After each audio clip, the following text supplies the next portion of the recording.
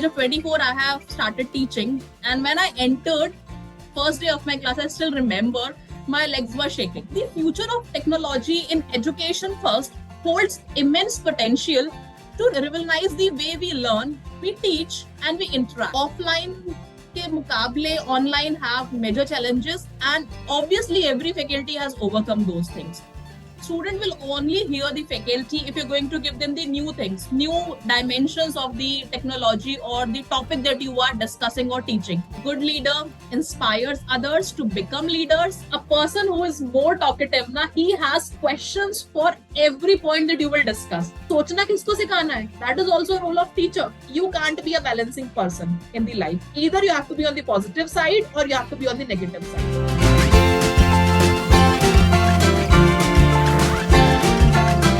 I am your host Gaurav Garg, and we welcome all our viewers to our show Amazing Mentor. Today with us is Ms. Shenki Tyagi. She is an educationist and currently working as faculty at IISA Ghaziabad in the domain of marketing and IIM certified digital marketing. She is a creative director at iTransform magazine by 3, a very dynamic person who strongly believes in innovative teaching pedagogy while delivering a lecture. She is having rich experience of more than 10 years in academic and corporate. Her professional and academic areas of interest include digital marketing, marketing management, sales management, e-tailing, visual merchandising, personal branding, business organization, and business involvement. She is also an accomplished researcher with many research papers to her credit, including 3 case studies and 2 copyrights under her name by Government of India. She is also in process of publishing a book on digital marketing and presented paper at international and national conference of high repute. She is equally involved in teaching and research activities, just as she is busy with the training activities for students. Teaching is her passion, and that is why it is a joyous process to learn from her. Ms. Shenki Tyagi bestowed with the Young Influential Faculty of the Year Award, IISA 2022. Bestowed with 6th Dr. Sarojini Naidu the Nightingale of India International Award for Working Women 2022 in the category of Educational. It's a pleasure to welcome Ms. Shenki to our show Amazing Mentor. Welcome, Shenki. Thank you so much. Indeed, a wonderful invitation given by you, and thanks a lot, Believe in Future, for giving me the opportunity to speak and to interact over here. Thanks a ton. My pleasure. So tell us about your education background, schooling and higher education. So if I talk about my schooling, I did it from ICSE and ISC board, and graduation I have completed BCom from Delhi University. My post-graduation is Masters in Business Administration, and now I'm on completion of my PhD on analyzing ethnocentric buying behavior and purchase intention of youth. So this is as far as my schooling and education is concerned. So what about your dream? Gaurav, if I tell you about my dream, it's a coincidence that I was thinking from my childhood itself that I want to be a faculty. And if not faculty, maybe I could be a national level badminton player. So what about your hobbies and interests? If I talk about apart from my profession, as I do take care of my profession as my hobby, but apart from that, driving, cooking, making networking, talking to people, so it's a hobbies and interest that attracts me a lot. Who was your inspiration in your early childhood?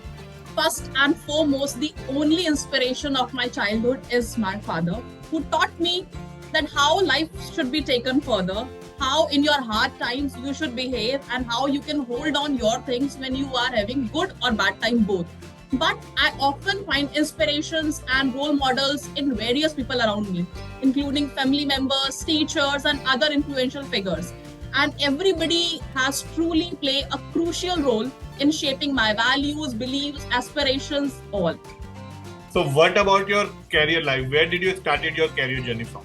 So I started my career journey as a faculty. I started my journey in NCR college, one of a college, and it was my first step that I entered into a professional life and began cultivating the passion of marketing. From there, I started the things that I need to go into this domain only.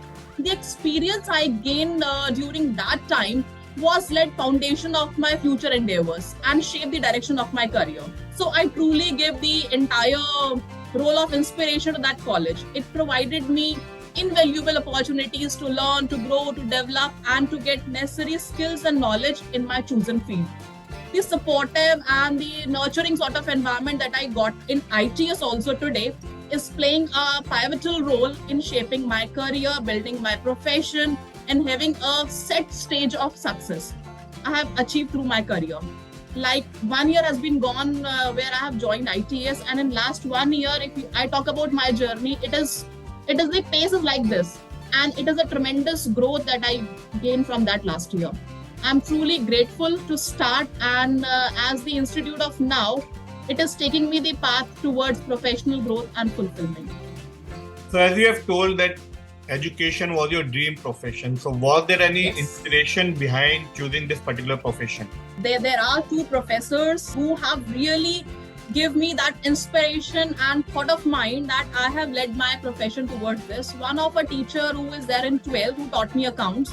He's Mr. Ghaziabad, and he has a different sort of passion, let me tell you.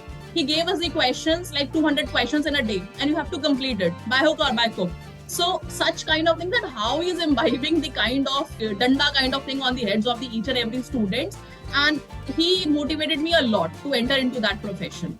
Second, if I talk about the person, is there are n number of teachers also who comes, who goes, who taught you, but another faculty of my post graduation who taught me n number of things of life, like how to deal with life, how to had your tough and positive times, how you can move ahead, if you are balancing your personal professional life, how you can move ahead. So all those kind of things I got from them. So these two faculties have really helped me a lot. So as you have told that you are inspired by one of the teacher who was danda teacher. So how Yeah. are you as a teacher? I am just playing the role of a strict and a friendly teacher. You can say a combination of both, because being a faculty of marketing, I can't be a teacher who is so stubborn. I can't be a teacher who is so friendly. So if you'll talk about my classes, so it has to be a mix of friendly nature and a strict. Strict in the sense, like there is a very fine line. When a teacher is a friendly, there is very thin line that students can quickly cross their line, and they can be the friends with the faculty. So being a teacher, or when you are teaching to a postgrad or a graduate students, you have to make sure that how to hold that thin line. So being a professor or being a faculty, it's our prime responsibility to handle those kids. So I am a combination of both, strict and a friendly. So according to you, what is the future of technology as far as education is concerned? See, Gaurav, if I talk about a technology, I have many dimensions in my mind. Like the future of technology in education first holds immense potential to revolutionize the way we learn, we teach, and we interact within environmental and education itself. With the rapid advancement in technology and its increasing integration into various aspects of our life, it is inevitable that education will significantly impacted in the coming years, for sure. And key factor of future of technology and in education is that personalized learning will going to take place very soon. And adaptive learning platforms where students can tailor their educational content and experiences to meet the individual needs and preferences for each and every student. Because students also have their thought of mind that why I will sit from 9 to 5. I have my customized things. So obviously the direction towards education will go into this field. And through intelligent algorithms, data analytics, educational software, which student can access easily, it is becoming strengths and weaknesses of a student. And they can learn through various styles by creating personalized learning paths and delivering content in a manner that maximize comprehension and engagement. Another crucial element which I think in technology will going to rise is online and remote learning. COVID-19, I'm sure all of are fortunate enough that we are sitting in 2023. It has taught everybody that adoption of online learning tools and platforms have definitely highlighted their potentials in everybody's life. You will also agree with that. And we have come far away from the traditional classrooms. The future of education will see a blend of in-person and online learning experience, providing students with more flexibility, accessibility, and opportunities for collaboration with peers from different geographic locations. Because sitting in a particular area, I'm getting an experience of a rigid platform. But if I go to that place, obviously my exposure or my potential is going to increase. And all are aware about virtual reality, augmented reality that has already poised to reshape the education. These immersive technologies can create stimulated environment and scenarios, enabling students to explore subjects in more interactive and experiential manner. So artificial intelligence will definitely going to play a significant role in shaping the future of education. AI, power bots, chatbots, virtual assistants, these days ChatGPT, it provides instant support and personalized feedbacks to students where they can enhance their learning experience. And the future of technology in education holds tremendous potential. It is important, obviously, to acknowledge the challenges that accompany by its implementation, but for sure, by the passage of time, everybody will learn it. So as you have talked about online and offline education, Yeah. So what are the advantage and disadvantage as far as online and offline teaching is concerned? Okay, let me start with traditional method first. The advantages of traditional is we are having a direct connect with our students. Like if I'm teaching in a class, if I'm not engaging them, one person, if I'm not engaging them, I can have a connect. Just by watching their face, their expression, I would be able to know that they are getting the point or not. But in offline, I have to have 100% engaged classroom. That means teaching is one part, but the content has to be engaging enough. I cannot be a boredom lecture method. I cannot utilize the entire 30 or 40 minutes. It's a lecture method where I'm just dictating the things and student is listening. I have to have the blended of all these things. So offline ke mukable online have major challenges, and obviously every faculty has overcome those things. Everybody has find out new ways to make their students more engaged, more learned, and more connected with the technology and with the faculty itself. So how do you motivate yourself to achieve your goals? A question that is $1 million question. Motivating oneself towards achieving goals involves clear objective. Visualizing success, breaking goals into manageable tasks, building a supportive network, celebrating milestones, practicing self-care, seeking inspiration, reflecting on progress, maintaining a positive mindset, and learning from setbacks. So obviously these words are too much, but definitely when you have a clear-cut objectives and goals to define, these things will definitely come to your mind. So these things will fuel my motivation always, and I'll remain dedicated for achieving my goals. So would you like to talk about your first day in the classroom as a teacher? See, at the age of 24, I have started teaching, and when I entered first day of my class, I still remember my legs were shaking. Shaking in this sense that how can I teach them in the manner that they can understand, because age group was not too much high and we belong to almost 5-6 years a gap of age group. So my legs were shaking, but after the lecture of 30 to 40 minutes, I guess, I was able to calm down myself and was able to have a healthy discussions among the students. But it was a challenging one. First day, so nobody can forget it. It is a challenging one. So how do you boost your energy in challenging situations? Gaurav, by just maintaining focus, having more of productivity, that how can I enhance my productivity just by teaching and using all these because content is available everywhere. Student can Google these days.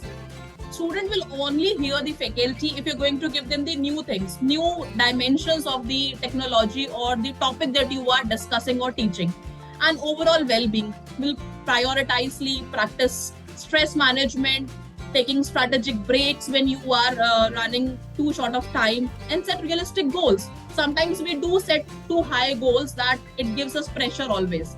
So by all these parameters, you can challenge the situations actually. So what are your roles and responsibility as faculty ITS Mohan Nagar? As a faculty in ITS Mohan Nagar, my role and responsibility encompasses various aspects of teaching, research, and academic administration. Professional development, mentoring and guidance. My role as an assistant professor encompasses teaching, research, support and mentorship of my student.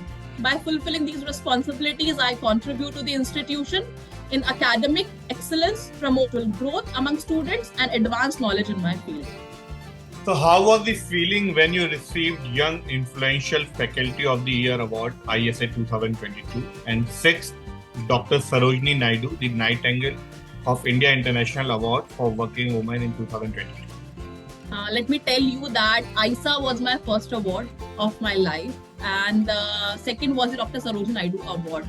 Though I totally owe my entire awards to my father, that his upbringing, his teaching, his everything helped me to get this honor actually bestowed with both the awards.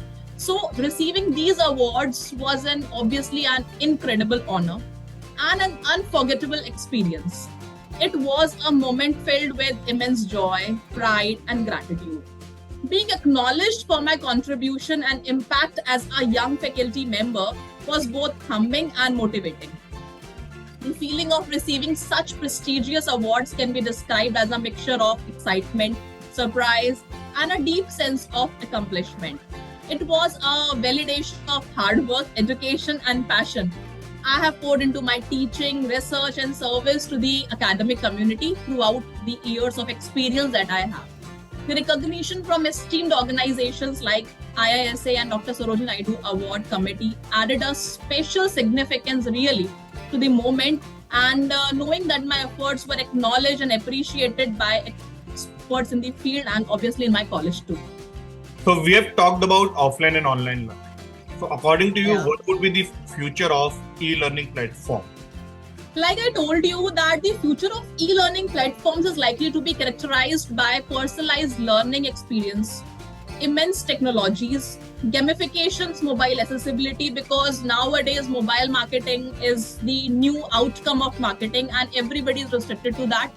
Collaboration with micro-learning, data-driven insights, because analytics is playing a huge role. It becoming a giant in the industries, and courses are having their setback onto this. And a focus on a lifelong learning, because nowadays skill-based learning will going to have a better future of each and every student. As technology advances and educational requirement evolve, e-learning platforms will play a vital role in providing accessible, engaging, and effective education to learners and worldwide. And obviously, with the passage of time, every faculty will have a sort of blended kind of learning so that students should get the maximum benefit out of it. If my child can come and sit in my classroom, well and good. If not, then through that online or through that blending learning, they can have the actual essence of teaching. If not the actual essence, then they can get the actual what message I want to portray.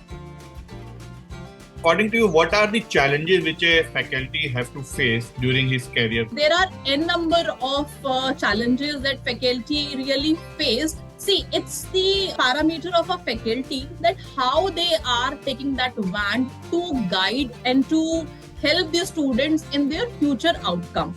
Like if I talk to you, a leader or a teacher, how they have to taken care of their challenges. First, they need to understand the mindset of their student.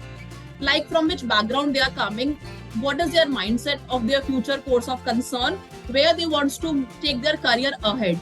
So after analyzing all these parameters, having a rigorous mentoring of a child, you can really overcome with the challenges that faculty can face.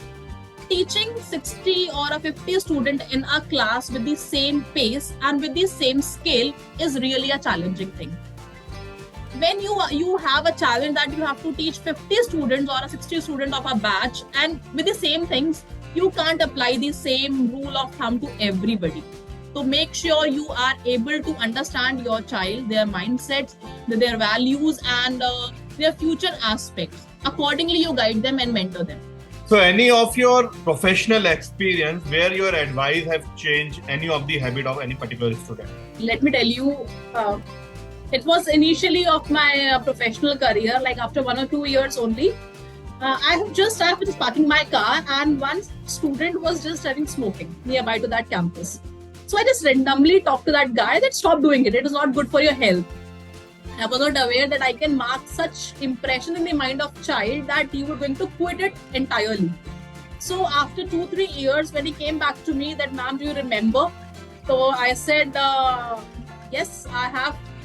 Obviously, being a faculty, I need to give too much of gyan to every child.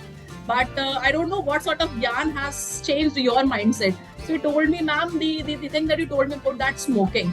So I was very impressed by the gut feeling of that child, that only by saying few sentences, he had stopped the smoking and drinking and consumption of alcohol.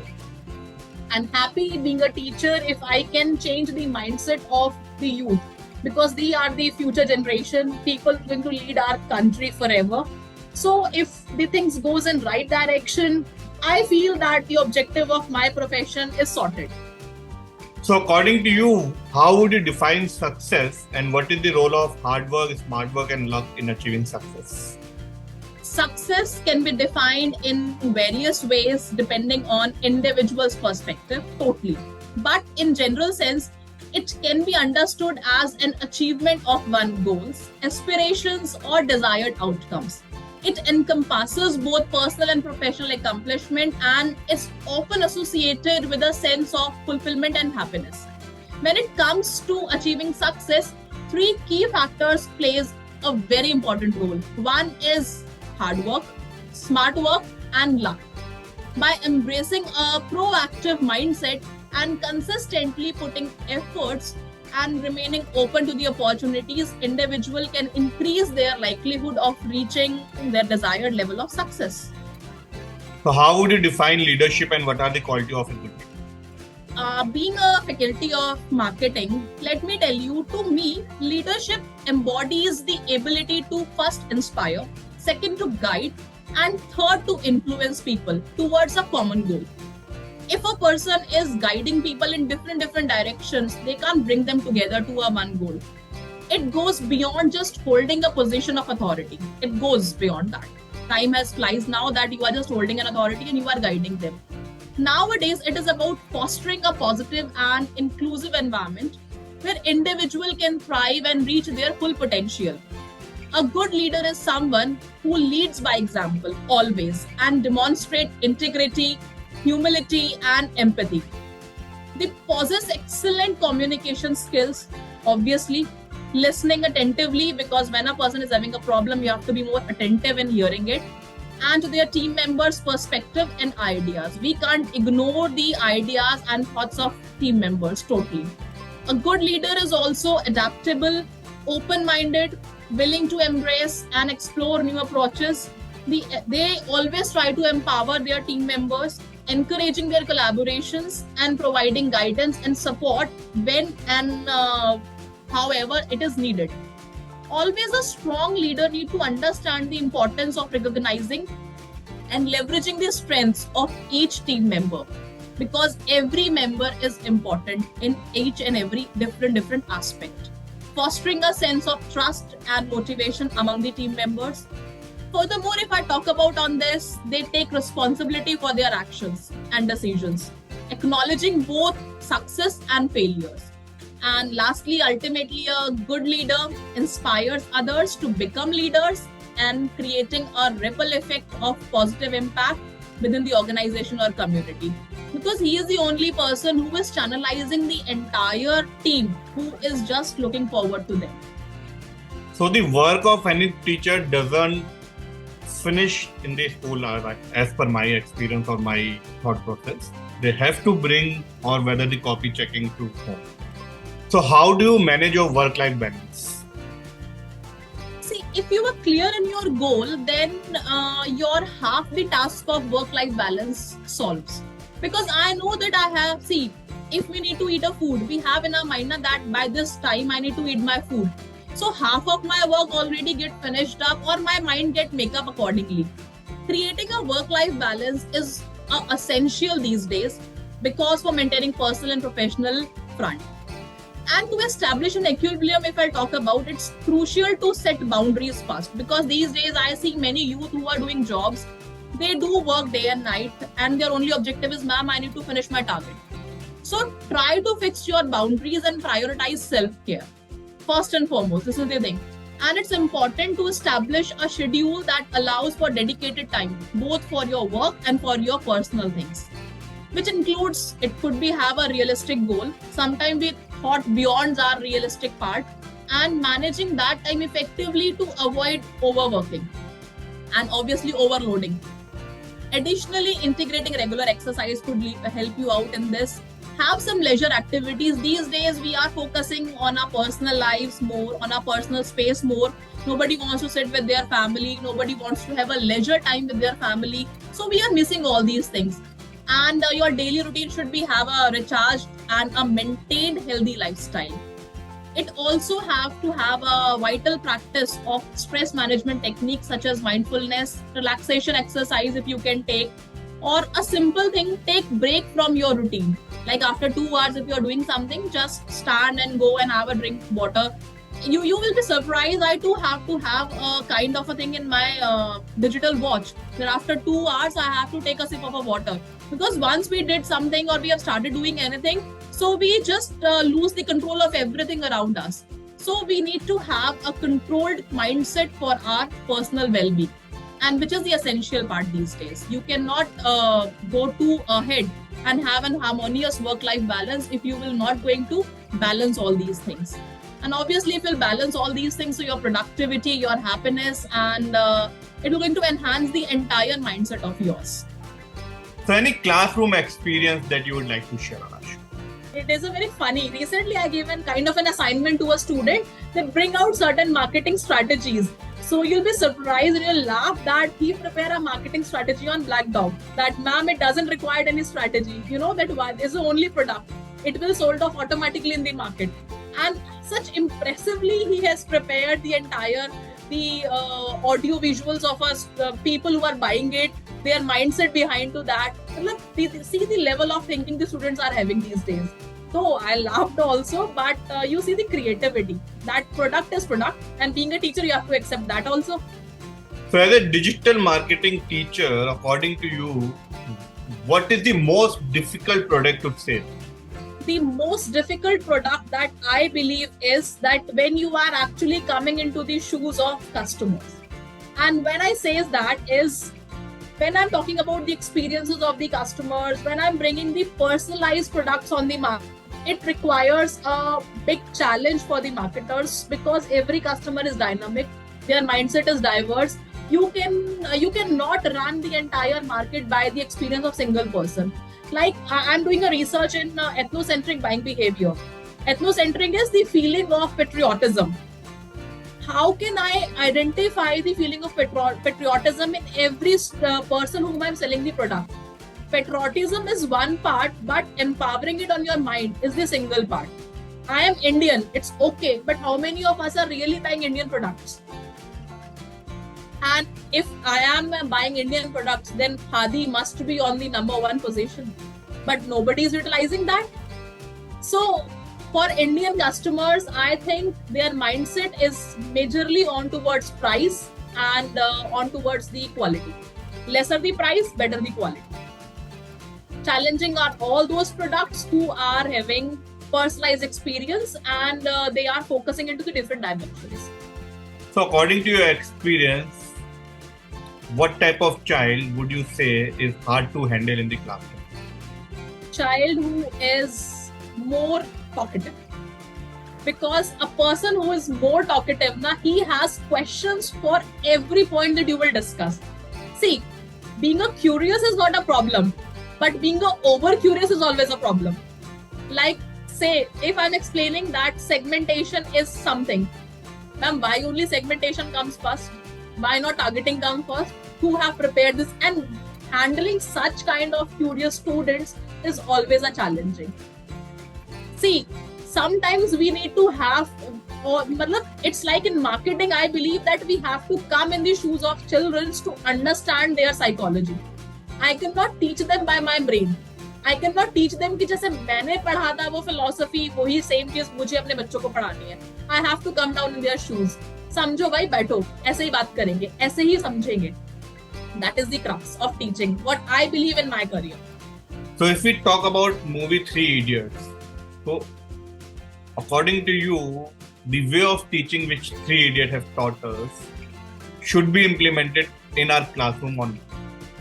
Not only with Three Idiots, Amir Khan has worked on the skill set of a child. Like every child is a special child and treat them according to a skill. But do you think the reality exists like that? Can I leave my child on this skills itself? That what innate skills you have, go ahead with that. I need to give them more polished way of thinking. I need to help them to think better. क्योंकि सोचना किसको सिखाना है? That is also a role of teacher.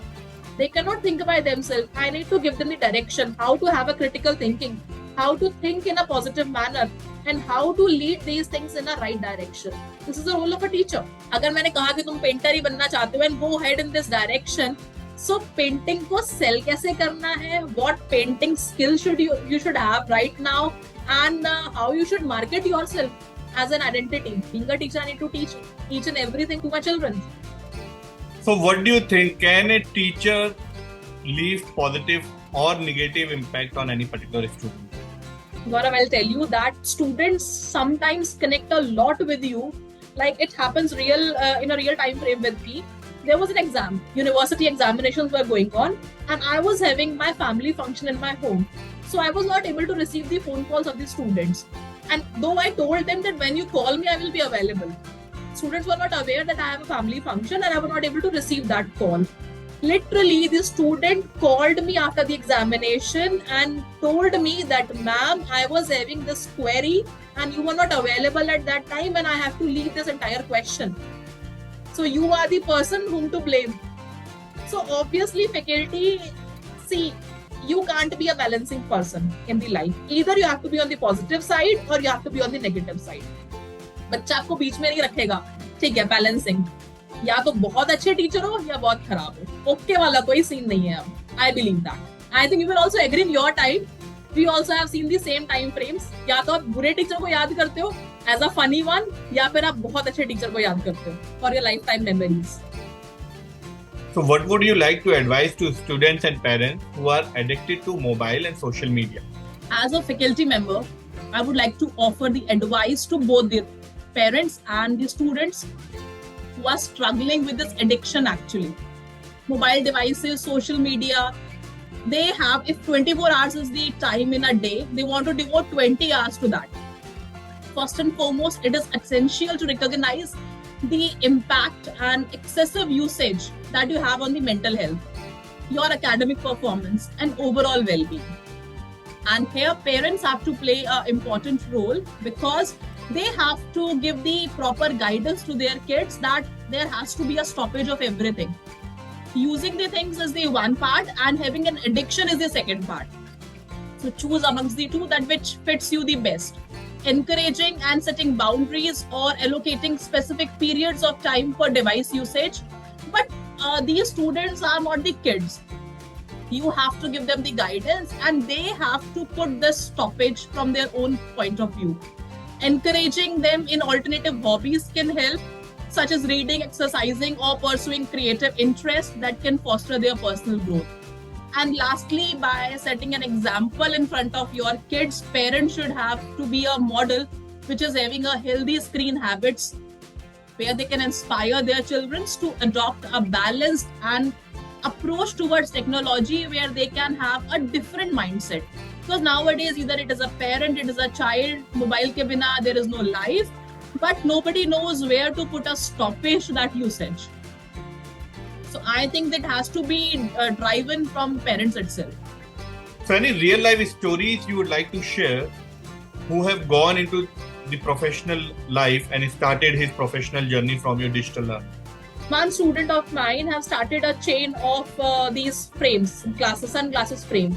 He has operated as one outlet in Ghaziabad itself by the guidance and by the entire motivation that I gave to him. And after that, he has in today's time, he is operating 24 outlets to the nearby area. And obviously, this entire credit goes to him. But when I see that I also help him in getting the motivation, right direction. So really, we need to pat our back also for this. That being a teacher, you are doing a justice to your profession. So what advice would you like to give to educators? After my experience of 9 years, the advice that, I will not say advice, I'll say that what I learned from all these years, I would say that I try to have a foster and a dynamic environment where student can have a inclusive learning environment that encourages curiosity first, because students feel very shy in asking a question, and a critical thinking method with collaboration of their talking and with their interaction. Like, if I'll explain it more in detail, like I am teaching a topic to a student, how many of them will think in the other manner? Like segmentation I'm teaching, how many will think that if segmentation this company has did, and if they should not did it, so what can happen? So their critical thinking has to be enhanced, and try to use more technology to engage students effectively, because obviously they are better technologists than us. They are using more apps, more things than us. So it's the thing that we have to bring them on the path and recognize and appreciate diverse learning styles and adapt your instructional approach accordingly. Try to cultivate a genuine passion for the subjects you teach, because dull passion or dull kind of a feeling when you teach will not going to give the output that you desire. And as an enthusiasm is contagious and can inspire students to develop a love for learning. Be approachable and empathetic, creating a safe space for students to express their thoughts and concerns. Continuously strive for professional growth, staying up to date with your topics and with your subjects, with the latest educational research and trends. And remember that you have the power to shape minds and empower future generations. So approach your role with dedication, empathy, and commitment to a lifelong learning. So what advice would you like to give to young graduates who are just entering their professional world? So if I talk about the students or the people who have entered to the professional world, first of all, big congratulations to all these students who will be hearing it for their significant milestone for your life. And as you embark on your journey, a very important milestone, I will say, into the realm of careers and opportunities, I want to offer you few words of advice. First and foremost, believe in yourself. Such kind of motivation will always lead you ahead. And you have potential in different aspects and domain. Trust me, this kind of believe in yourself will going to help you in taking you ahead, much ahead. Further, if you have acquired a wealth of knowledge and skills throughout your educational journey, now it's time to put them into practice. Just by mugging or learning will not take you much to the much higher place. Now start practicing them, start bring them in the professional front through live projects, through various kind of things that you can done in the professional front. Embrace challenges as opportunities for growth, and it is through overcoming obstacles that will truly discover your professional landscape. Always try to stay curious, be open to new ideas, because market is dynamic. Actually, the entire environment is dynamic, so you have to be open enough for new ideas and never shy away from asking questions. It is a big thing, a big advice to every student who is going to hear it. Network with intentions and build meaningful relationship with the people like your mentors, your colleagues, and the people who can support and guide you through the long way. Finally, never lose sight of your values and impact that can make into the world more meaningful. Your education has equipped you not only with the technical expertise, but also with the power to have an effective positive change for the future concerns. Embrace that responsibility. With enthusiasm and integrity, you will going to rock the show, for sure. The road ahead will be challenging. Obviously, everybody has passed through the same roads, but with passion, determination, with perseverance, and obviously with commitment, you will going to have a lifelong learning, and you will going to come out in colors and endless possible opportunities. So good luck. May your journey comes out with the flying colors. So now we will start our rapid round. Okay. So how would you define success in one line? Success in one line, if I'll say, is the result of relentless determination or unwavering belief and consistent action. So your favorite destination? The only favorite destination of mine is relaxing gateway. That is my home sweet home. Your second choice of career? If not a faculty, then I could be an image consultant, a personality groomer, or maybe a fashion icon. So at last, one line that defines you.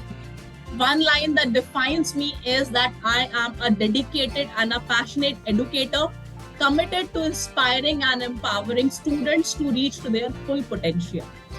Thank you very much for your precious time and sharing your thought process and the advices on our show. Thank you very much for your time. Thank you so much, Believe in Future and Gaurav, for giving me this opportunity, for having a wonderful interaction with you. And through this channel, I'm sure the students and upcoming generation will definitely going to have the best experiences of their life. Thank you very much.